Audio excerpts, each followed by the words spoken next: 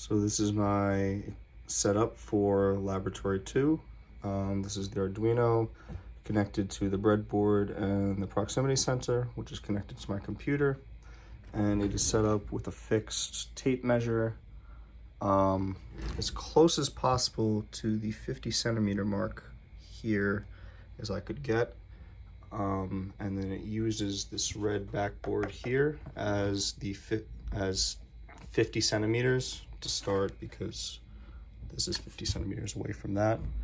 And I've also been using this as the distance measurement, lining it up on the 40, the 30, 20, and the 10. And then I use this as the 50 centimeter mark. The way the circuit works is that there's an input voltage from this red wire, which is connected to the proximity sensor through the next red wire.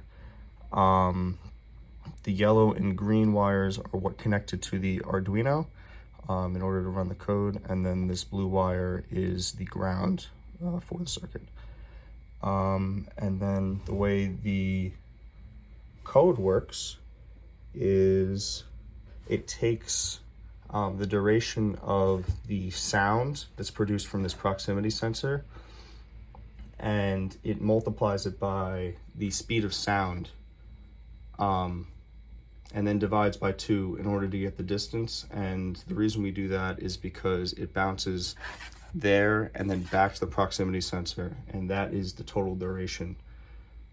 So if you have the total duration, you multiply it by the speed of sound, in which case you can reduce the units to just centimeters, and then you divide by 2 just because of the double.